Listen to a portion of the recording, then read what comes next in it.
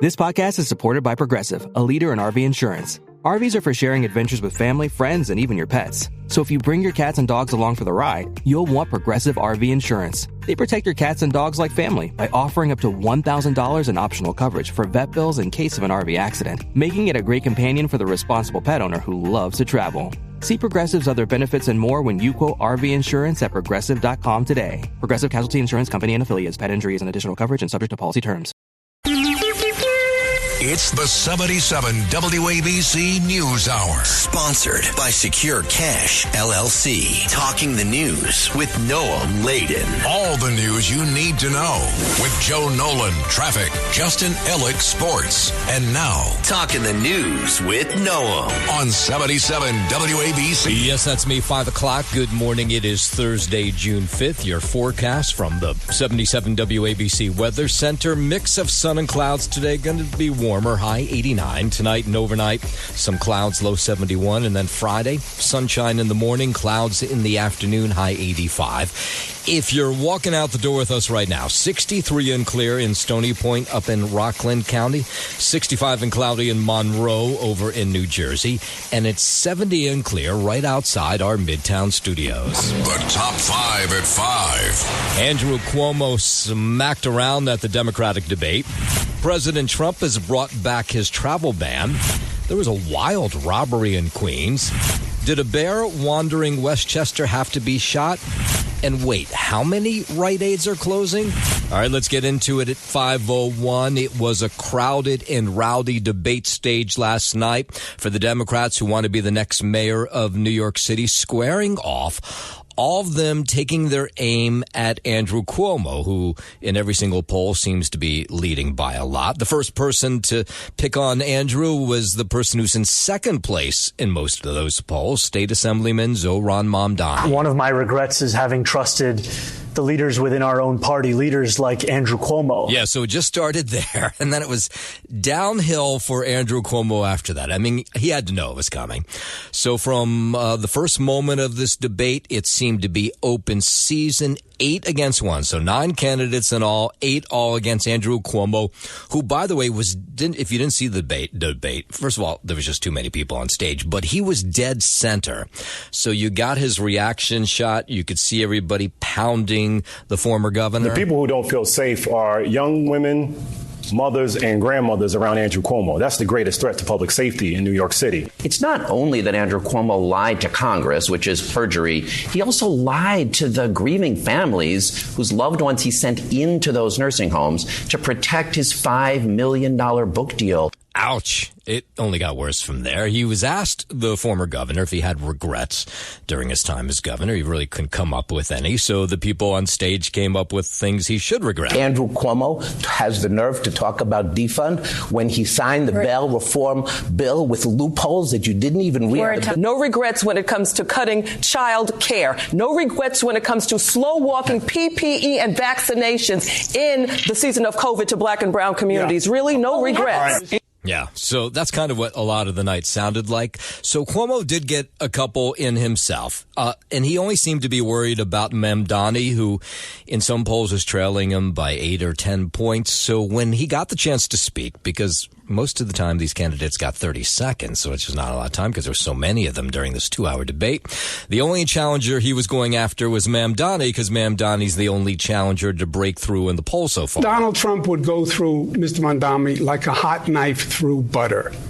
He's been in government 27 minutes. He passed 3 bills. Okay, and the only thing they all could agree on was going after Donald Trump or defending New York City from Donald Trump. And the difference between myself and Andrew Cuomo is that my campaign is not funded by the very billionaires who put Donald Trump in D.C. Sexually harassed 13 women, marked up that state health department report to undercount nursing home deaths. Now, of course, you'll remember Cuomo was resigned as governor in face of the sexual harassment scandal, though he did deny any actual wrongdoing. He was criticized for requiring nursing homes to take on COVID patients, and he did have a defense of that last night. In terms of the rate of deaths deaths in nursing homes, New York is number 38 out of 50. Number 38. Only 12 states had a lower rate of death, which is really something when you consider that we had it first and worse than anyone else. Okay, so that's the most of the night was after Andrew Cuomo. Again, when they weren't talking about Andrew Cuomo, they didn't talk about Mayor Adams almost at all, which suggests they do not see him as a threat one way or another as an independent candidate. So when they weren't talking about Andrew Cuomo, they were talking about Donald Trump. I am the last person on this stage that Mr. Trump wants to see as mayor. I am Donald Trump's worst nightmare as a progressive Muslim immigrant who actually fights for the things that I believe in. Yeah, that second one there, Mom Donnie. All right, 505. Luigi Mangione surveilled United Healthcare Chief Executive Brian Thompson the night apparently before he allegedly shot him on that Midtown street. And apparently he initially considered a different target. That's what prosecutors are saying in a new court filing released yesterday. They say just before 8 p.m. on December 3rd, Mangione was spotted walking near the Hilton Hotel where that shooting took place. They say he appeared to be talking on his cell phone and he passed Thompson on the street, walked right past him. Prosecutors have been poring over this diary, this red notebook that Mangione kept, and they found evidence, they say, of Mangione's motive against the United Healthcare CEO. Now, in an entry that was dated last summer, August 15th, 2024, he said he felt very confident about what he was about to do. He went on to say the details are coming together. I have no doubt about the fact that it's justified. And he says, I'm glad that I've procrastinated because he changed his target. Apparently his initial target was somebody with the initials KMD.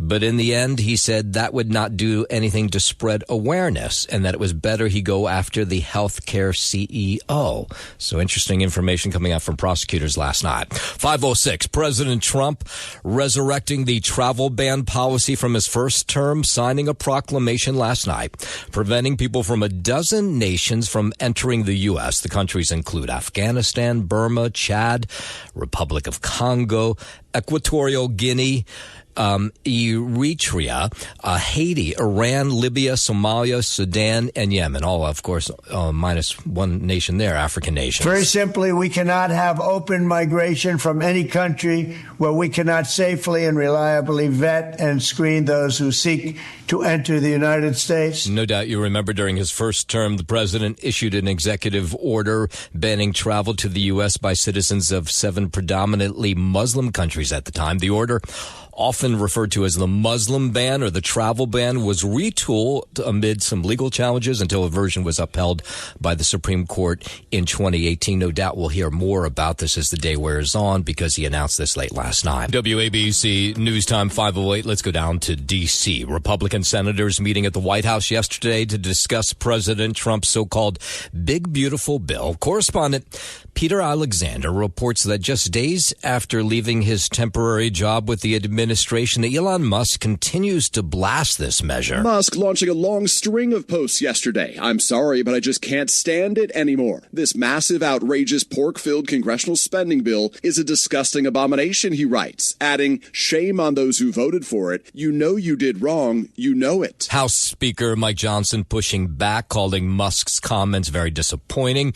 Republican senators, though, Rand Paul and Mike Lee backed Musk's criticism, while Republican Congresswoman Marjorie Taylor Greene expressed regret for voting yes on the measure. The Congressional Budget Office reports the legislation would add about $2.4 trillion to the nation's deficit over the next decade. After President Trump has spent weeks lobbying his party to vote for the bill, Musk also posted, in November next year, we fire all politicians who betrayed the American people. And overnight writing that overspending will drive America into debt slavery. As a whole, the bill would extend President Trump's 2017 tax cuts, with the largest savings going to the wealthy. direct more money to the military and border enforcement while cutting social programs, including Medicaid. And it was interesting to watch yesterday Capitol Hill lawmakers coming together from Democrat and Republican side in opposition of a 10-year ban on AI regulations, which is part of this so-called big, beautiful bill. So you had Georgia Republican Congresswoman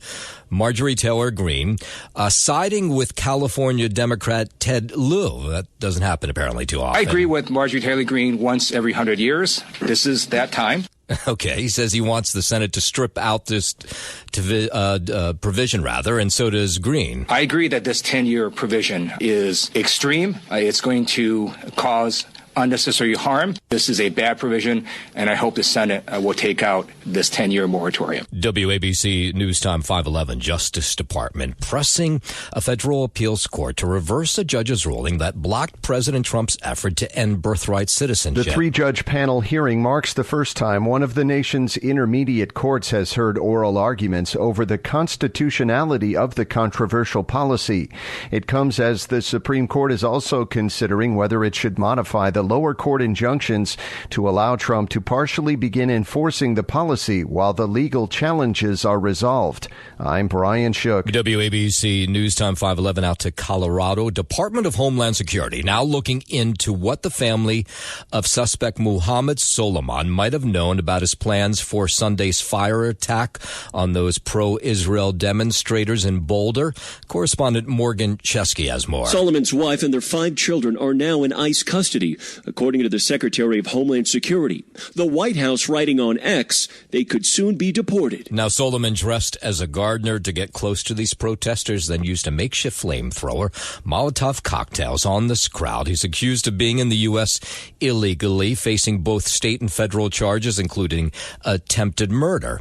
Chesky reports authorities want to know if his family, though, is aware of exactly what was about to take place. Solomon told authorities no one knew about his plans, and he never talked to his wife or family about it. After the attack, authorities were seen searching Solomon's home 100 miles away in Colorado Springs, where Solomon told investigators he hid an iPhone with messages to his family as well as a journal. And we're hearing from more of the people who were at this demonstration about how just frightening it was. Felt heat, flame, someone on fire. Myself, 2 or 3 other people were just doing whatever we could to get this fire out. Local Rabbi Soloway says several of the victims are from his congregation. So he says the last couple of days have been very challenging. It's been brutal, horrifying, exhausting, so many emotions. Colorado Governor Jared Polis, who's Jewish himself, says the incident will not deter any religious community from being out and protesting. We're going to make sure that these acts of terror do not win out. We will continue to proudly express our faith, whatever it is, our beliefs. WABC News Time 513. House Oversight Chair James Comer now expanding his probe into former President Biden's mental fitness. Comer is now demanding interviews with some of his former top aides, including former Chief of Staff Ron Klain. Comer wrote in a letter to Klain, if White House staff carried out a strategy lasting months or even years to hide the chief executive's condition or to perform his duties, Congress may need to consider a legislative response. Despite recent allegations, Biden has rejected claims he did not have the mental acuity to manage the presidency. I'm Lisa Taylor. WABC News Time 513. A Washington state man in custody with the May 17th bombing, in connection to the May 17th bombing of that fertility clinic out in Palm Springs, California. The U.S. attorney says 32-year-old Daniel Park has been charged with providing and attempting to provide material support to a terrorist. Now, he was picked up as he landed at JFK Airport. He's accused of shipping approximately 180 pounds of ammonium nitrate, an explosive precursor commonly used to construct homemade bombs. Now, that bomb went off. The only person hurt was 25-year-old Guy Edward Bartkus, who was carrying the bomb, killing himself, injuring several others. Park shared Bartkus's apparently extreme so-called pro-mortalism and antinatalism ideology, which is a belief that people should be born without their consent and that non-existence is best. It's all a little strange. We believe that Park had knowledge of how to create an AMPO bomb, ammonium nitrate fuel oil bomb. They don't believe people should be, new life should be created, that it should be not created without consent. I don't know really what that means, but that is the reason that we believe that they likely targeted the location that they did. That's why we're calling this a terrorist attack. The location was not a coincidence. Yeah, the whole ideology is a little strange. Anyway, 5:15, let's head over to the 77 WABC Sports Desk. Happy Thursday. Good morning, Justin Ellick. Good morning to you, Noam Olin. Start here in Los Angeles here on the Diamond. Pete Alonso homered twice, drove in 5 runs. Griffin Canning held baseball's best offense, scoreless for 6 innings, and the Mets defeated the Dodgers 6-1. After the team split a pair of 10-inning games to begin the series, the Mets took a 3-0 lead in the first when Alonso launched a 2-run shot. They didn't score again until his 3-run drive in the 8th.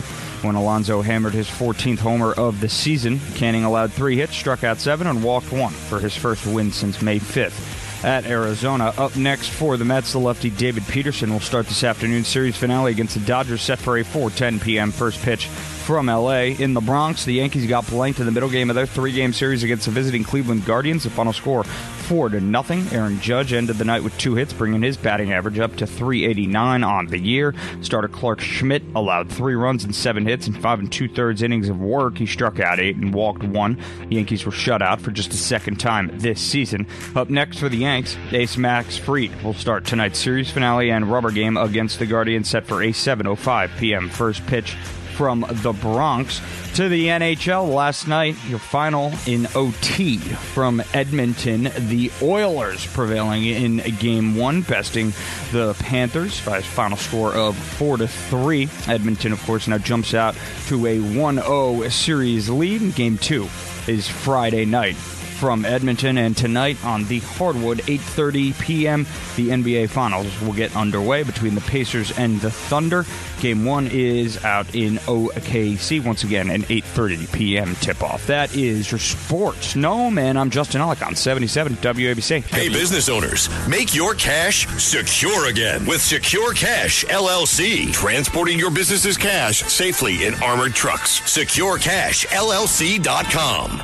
WABC News Time 519. A new program has been able to detect the spread of measles through monitoring wastewater. Similar methods you might remember were used during the COVID pandemic. And now Wastewater Scan is helping to monitor water across 40 states now. The increased monitoring comes as measles in the U.S. has reached really high levels following an outbreak that started in West Texas last year. Cases have been reported, though, in more than 30 states this year. 519, Louisiana Governor Jeff Landry says the 2 inmates who are still on the run after last month's jailbreak in New Orleans should stop playing hide and seek and turn themselves in. Correspondent Priya Sridhar says one of those missing inmates has been posting on Instagram, which is kind of ballsy. The social media post appears to show 32-year-old Antoine Massey, who escaped from the Orleans Parish prison with 9 other inmates on May 16th. Massey faces charges in multiple parishes. He's now claiming that many of those charges are false.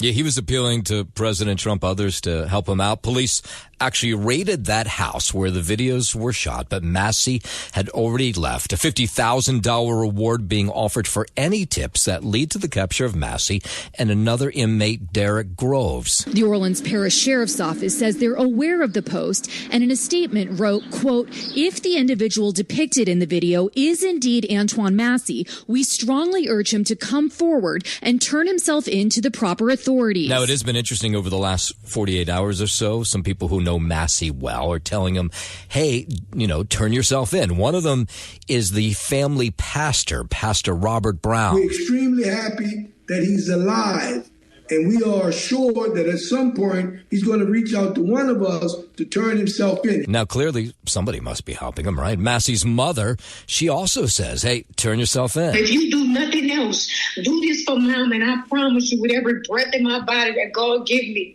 we're going to fight this out the right way. 521, federal immigration agents who are taking families into custody are starting to wear masks now to shield their identity. Congresswoman Beth Van Dyne says these workers are being doxxed and targeted with threats. You've got these citizens now who are fighting against these people who are only there to do their job. I think it's horrific. She's a Texas Republican. She blamed Democratic leaders for whipping up a frenzy. Earlier this year, a Texas man was arrested for making terroristic threats threats against federal agents. I think it's horrific that what's happening right now, but it's being encouraged by a lot of Democrat elected officials. Department of Homeland Security says that Robert King, who lives in a Dallas suburb, posted on social media that he planned to open fire if any ICE agents were seen in his neighborhood. The congresswoman says, that's just awful, and these federal agents shouldn't be vilified for simply just doing their job. One of former President Biden's press secretaries revealing she has ditched the Democratic Party and now is an independent. Karine Jean-Pierre, no doubt you probably remember her. She was President Biden's last press secretary, makes the revelation in a new book. It's called Independent, A Look Inside a Broken White House Outside the Party Lines. Well, that's a long title. It's set to be released this fall, but she's already doing interviews ahead of it. What I have decided to do, and I really have thought long and hard about this, is to follow my own compass. And that's what I've done. And that's what this book does. The publisher says Jean-Pierre will take readers through the 3 weeks that led to Biden abandoning his bid for a second term and what she calls the betrayal of the Democratic Party that led to the decision. So she was White House secretary. She began in May of 2022, and then she was there right until the president, was forced out of office. This book, Independent, it's about looking outside of boxes, not just always being in a partisan stance. And how do we move forward together in a compassionate way? It'll be interesting to see what kind of details she gives in terms of what the mental health was of the president in the last 2 years, where there's all the kinds of other reports that suggest it was going downhill for the last 2 years. So what is her current political viewpoint? I mean, she was a hardcore Democrat when she started with the president. I think we need to stop thinking in boxes and think outside of our boxes and not be so partisan. Yeah, well, of course, she's trying to sell some books. That book comes out in the fall. 523 out to California, where a track star there, a high school track star, has lost her state title for the way she celebrated at the championships over the weekend. When the officials told me that I would be disqualified, I was just set into shock. I just couldn't believe it. Okay, wait till you hear what she did. Now, you can decide whether she should be suspended or not. But the governing board for sports in California disqualified that woman you heard there, Clara Adams, from this high school track meet because she grabbed a fire extinguisher after she won and used it to put out her spikes after she won the 400-meter event, which is probably fun to watch.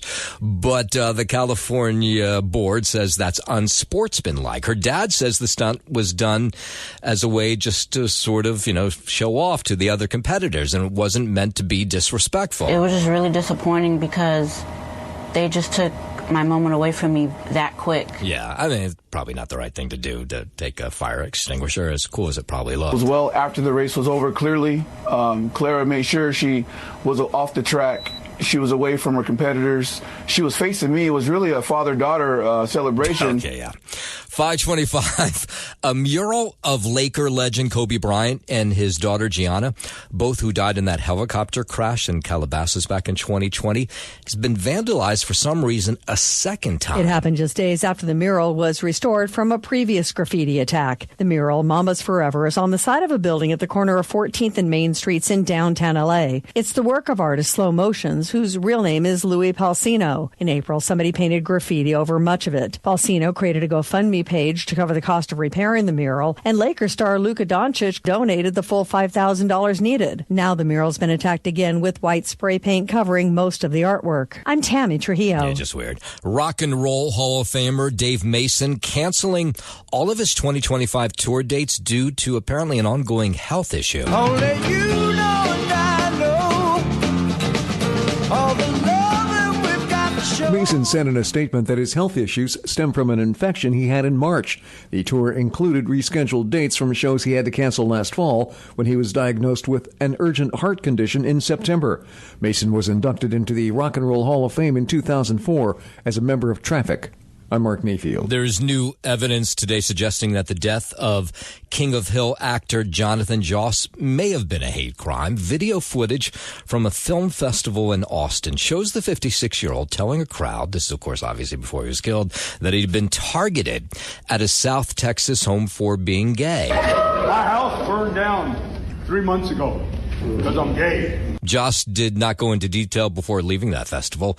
After his death, Joss's partner posted to social media claims that they were targets of homophobia from neighbors for a long time. Now, San Antonio Police Department says so far they haven't found any evidence to indicate that the shooting was related to his sexual orientation. Joss was best known for voicing John Redcorn for the long-running animated sitcom King of the Hill, which, by the way, is actually coming back.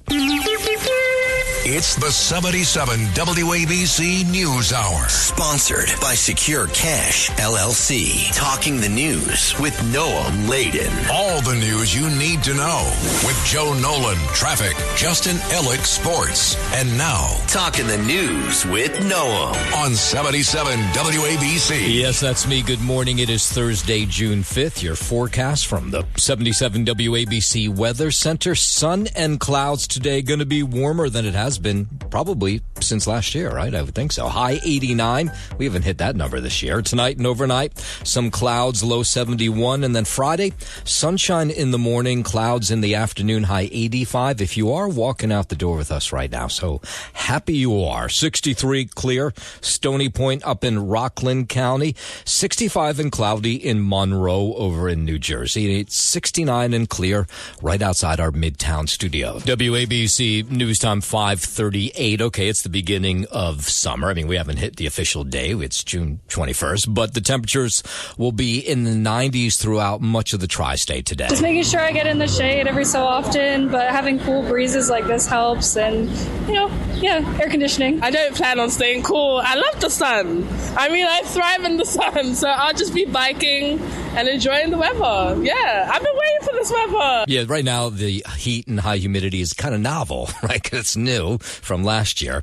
That might get a little much as the summer goes on. But New York City has what they call the Cool It New York City map. If you Google that, Cool It New York City, it'll highlight all the places where the city has splash pads, drinking fountains, and shaded parks, and more importantly, cooling centers if you need one, because it's going to get hot today.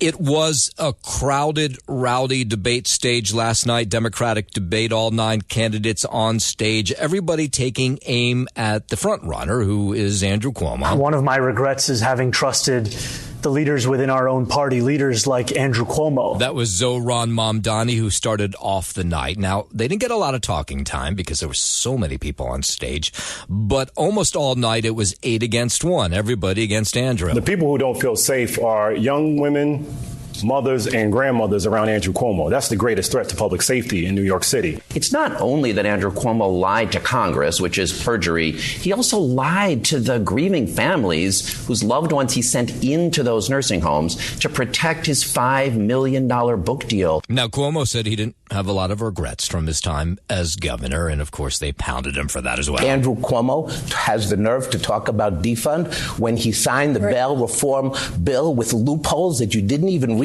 No regrets when it comes to cutting child care. No regrets when it comes to slow walking PPE and vaccinations in the season of COVID to black and brown communities. Yeah. Really, no regrets. Now, the only person who's close to him in the race for mayor, at least according to the polls, is Zohran Mamdani, who's 8, 10, 12 points behind. So when Cuomo did target the other candidates, it was only Mamdani. Donald Trump would go through Mr. Mamdani like a hot knife through butter. He's been in government 27 minutes. He passed 3 bills. Yeah, and when it came to talking about anybody except Andrew, they didn't say much of Mayor Adams' names. Clearly, they don't think of much of him as a threat as an independent. But they did talk a lot about Donald Trump and who would defend the city best from Donald Trump. I am the last person on this stage that Mr. Trump wants to see as mayor. I am Donald Trump's worst nightmare as a progressive Muslim immigrant who actually fights for the things that I believe in. That second person, Zohran Mamdani. Lots of New Yorkers watching this debate from home. I think they need leadership and guidance, and somebody that's going to sit up there and fight for them as much as they fight for themselves as well, too. Somebody who will work in the center and not create radical policies and create further chaos in what is already a pretty unpleasant city. Yeah, so whether that debate will make a lick of a difference, I don't know. 9 people on stage. You didn't get a lot from each candidate, but they did all beat up on Andrew Cuomo last night. 5:42. Let's go up to Westchester County. We told you about this story earlier in the week. There was this bear sighting in town in Harrison, and it was going through a number of people's backyards. And then people were asking, well, what happened to the bear? Well, we found out that the local authorities shot and killed the bear. And so there are some neighbors who want to know if they really needed to do that, if the authorities could have just pushed this bear back into the woods. You could tell just by looking at him. Anytime any of the police department got close, the bear was scared. Nobody likes to see this end up being the final outcome, an innocent animal being shot. The Harrison Police Department, along with a uniformed officer from the New York State Environmental Conservation Police, they responded after being told there was a bear walking through backyards, and they attempted to push the bear back into the woods. They closed off streets, told neighbors to stay indoors. One officer had a long gun drawn and used it. The bear was in a tree, and there's video of the bear falling out of the tree. I understand making the decision they made considering the environment that we're in and how close the houses are to each other and how many people are around. However, I think better preparation could be helpful. And there's another story to this. An animal rehabilitation group and a local wildlife company, they said they were willing to intervene when they heard about this bear. They called the Harrison Police Department, said they would take care of it. They would tranquilize it and then bring it back to the woods. But they said they never heard back from police. They did explain to the Harrison Police Department that they did have equipment to tranquilize the bear and to assist within 10 minutes time. Harrison PD did say that they would get back to them, which they never did. And adding to the outrage, there's a photo on a blog, one of these, local blogs, that shows a police officer standing over the animal after it's dead, like it looks like it's a trophy hunt. And I think that's part of what's outraging some of these neighbors. The bear is in horrific condition, and it's just so sad to see that. And it's so sad to see somebody posing next to the body, almost like smiling. The Department of Environmental Conservation has issued its own statement. It says its environmental control officers determined that the bear should be left alone to leave the area on its own, and they didn't think it posed any sort of immediate threat to residents there. Harrison police say they'll be following up with the DEC and are exploring the possibility of having several cross-trained in animal tranquilization and trappings going forward. All right, coming up in a moment, we'll tell you about a wild chain of events that involved 2 French bulldogs in Queens. But first, let's head over to the 77 WABC Sports Desk, and here's Justin Ellen. Thank you, Noam Layden. We'll start here on the Diamond. Out in L.A., Pete Alonso homered twice, drove in 5 runs. Griffin Canning held baseball's best offense scoreless for 6 innings, and the Mets defeated the Dodgers 6-1. After the team split a pair of 10-inning games to begin the series, the Mets took a 3-0 lead in the first when Alonso launched a 2-run shot. They didn't score again until his 3-run drive in the 8th when Alonso hammered his 14th homer of the season. Canning allowed 3 hits, struck out 7, and walked 1 for his first win since May 5th at Arizona. Up next for the Mets, the lefty David Peterson will start this afternoon's series finale against the Dodgers, set for a 4:10 p.m. first pitch from L.A. In the Bronx, the Yankees got blanked in the middle game of their 3-game series against the visiting Cleveland Guardians. The final score 4-0. Aaron Judge ended the night with 2 hits, bringing his batting average up to .389 on the year. Starter Clark Schmidt allowed 3 runs and 7 hits in 5 2/3 innings. He struck out 8 and walked 1. The Yankees were shut out for just the second time this season. Up next for the Yanks, Ace Mac Fried will start tonight's series finale and rubber game against the Guardians, set for a 7:05 p.m. first pitch from the Bronx. On the ice last night, your final in overtime from Edmonton saw the Oilers prevail over the Panthers in Game 1 of the Stanley Cup Final. Your final score 4-3. Of course, Edmonton now jumps out to a 1-0 series lead. Their Game 2 is set for Friday night from Edmonton. And on the hardwood tonight at 8:30 p.m., that's your tip-off for Game 1 of the NBA Finals between the Indiana Pacers and the Oklahoma City Thunder. Game 1 will be out in OKC. That is your Sports Gnome, and I'm Justin Ellick on 77 WABC. WABC News Time 5:48. A wild chain of events ends with 2 French bulldogs being stolen from a Queens apartment over the weekend. So the individual who had the dogs stolen spoke to CBS News. He did not want to be identified, but apparently he says he walked out of his home on Saturday afternoon in Elmhurst, and there was 2 men outside.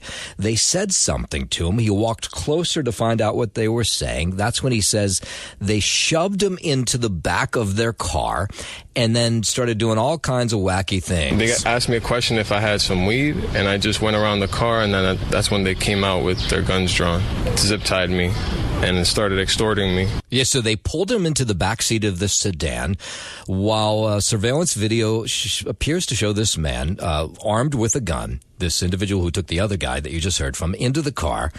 And then they took his phone. They started going through his accounts, going through his text messages, trying to find other people they could scam, making it look like it was coming from him because they now had ownership of his phone. Yeah, they was smacking me with the guns. When you say they started to extort you, what exactly did they do? They were looking at my bank account. They were trying to find any friends that had like some sort of money. Yeah, this is a crazy story. So the victim says they took $800 in rent money from his backpack that he had walked out the door with. Of course, they had taken his phone. They were texting his friends. And they texted one friend, and they seemed to believe they were going to be able to rip off this friend, too, maybe kidnap him as well. But he fought them off. Made it seem like it was me, like we were going to hang out.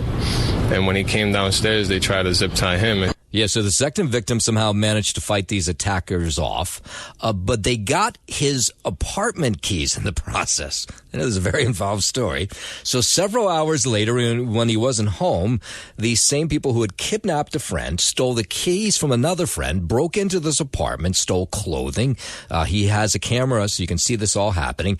And then they took his French bulldogs. And so, of course, now all he cares about is getting those French bulldogs back. Honestly, my heart is aching. They're such good dogs. Honestly, it would mean the world. Again, those are my cousin's kids. I really need these dogs back in my friend's hands. Yeah, I mean, how scary is that? The real question is, NYPD says they're all over this, but is there some sort of strange connection between the guy that was kidnapped and the people who kidnapped him? If I had to guess, there probably is, but so far I don't have any information concretely to tell you that's true. But we'll get more details, I'm sure, in the coming days. 5:51. It's been a difficult couple days for the more 500 Rite Aid employees across the city. 33 Rite Aid locations across the 5 boroughs started to close yesterday. Rite Aid had filed for Chapter 11 bankruptcy back in May. These 33 locations, they've started to sort of close anyway. I mean, if you showed up at a number of these Rite Aids, especially one in the West Village, they were not bringing in new items because they knew they were closing, and so the shelves had been bare, somewhat bare. At least customers had started to notice that. This particular Rite Aid just has, like, nothing in stock. You want, like, snacks? They don't really have snacks. Like, most of their, like, section, like, their shelves are fairly empty. Yeah, so last month, a letter was sent to employees telling them that the company would begin terminating employees due to what they called a dramatic downturn in the economy, potential litigation, and increased costs. And they even cited the tariffs about this. So it's exactly 527 employees. That's what Rite Aid is telling us. They're going to lose their job. And also these neighborhoods are going to lose a local pharmacy. So in the West Village, they say there's not a lot of places like Rite Aid. I work literally right here. All of these places are like bars and restaurants, so it's like actually the only store. It was going to be missed. The CVS is fairly far. It's like totally different now to not have like this option. Like the nearest CVS is maybe like a 10-minute walk from here. Especially in this area, there's like no pharmacies now. Yeah, so this is part of a greater trend of pharmacies closing across the country. In 2019, there were more than 2,400 Rite Aid stores. Now there are just 1,200. Also in 2019, CVS had almost 10,000 stores. Now they're down to just 9,000. And of course, a lot of this you can do online. You can, contact your pharmacy and they'll deliver it to you or tell you a place where you can come and pick it up. but, that's not available to everybody. And people say they like the immediacy of having a pharmacy down the street. Definitely for the greater community, if people can't get access to their medicine, it's pretty sad. And I guess there's all these new online delivery services, but it's not the same if you're in a situation where you need to go get medicine. It's important to have a pharmacy nearby that you could just go to. Now, Rite Aid sent us a statement saying they're working with customers to transfer their prescriptions to other pharmacies so customers don't go without their medications. But still, just, these local pharmacies shutting down, not good. 5:54.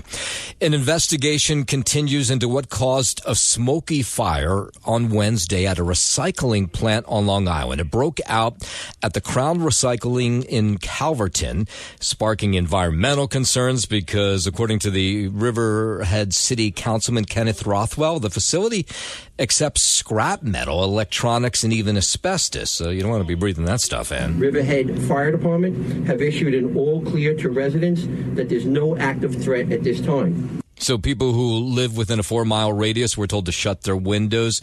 That order was lifted later in the day. Once we get the go-ahead from our brave first responders that we can get into the site, we will begin a more thorough investigation. And, of course, really threatening to the firefighters who showed up. But so far, we've heard everybody is okay. There's no threat there anymore. Well, it's not such great news if you're in Hoboken or Jersey City, but it's tremendous fireworks-related news for many New Yorkers who live on the east side of Manhattan. On the 4th of July last summer, the Macy's fireworks were set off from the Hudson River for the first time in 10 years. Now, 1 year later, they're swinging back over to the east side once again. The department store says the 49th edition of the show will fire from the iconic Brooklyn Bridge and 4 surrounding barges in the East River, with multiple viewing spots across Manhattan and Queens. A sponsored lottery for free public viewing tickets is set to be announced in the coming weeks. James Flippin for 77 WABC News. I kind of like this. That means no crowds in my neighborhood. So, New Jersey residents will no longer be able to say fill it up regular when purchasing gas at Wawa gas stations. And I find this to be a strange story. Maybe I'm just out of it. But starting this week, those purchasing fuel will need to prepay. This includes all transactions. Wawa spokesperson saying that you can continue to use the Wawa app for fuel purchases at their New Jersey stores. But a Wawa gas attendant says, for example, if a customer asks us for $30 of fuel, but it only fills up to $25, then you'll get change. Why are they going through that whole process? Maybe someone can explain it to me. I don't understand. And we'll end with this story. New Yorkers dissatisfied in a big way with the quality of life in New York City. That, according to new data from the Citizens Budget Commission. The recent surveys sending this clear message. Only 34% of New Yorkers rate citywide the quality of life as excellent or good, which is a big drop from 51% back in 2017. You get scared all the time when you're standing there thinking if somebody's going to push you. If you have a retail store, you're locking up a lot of your merchandise. You're concerned about people coming in and, misbehaving. We need a rent freeze. We need free and fast buses, and we need affordable childcare. Yeah, only 42% of residents in this study say they feel safe in their neighborhood. Thanks for listening to the News Hour with Noam Laden. You can hear the News Hour with Noam Laden weekday mornings at 5 on 77 WABC. If you like the podcast, share it with your friends and listen anytime at WABCRadio.com and download the WABC Radio app. Hit that subscribe button on all major podcast platforms. Plus, follow WABC on social on Instagram, TikTok, Facebook, and X. See you next time for a new episode, so you never have to wonder. What the heck is going on here?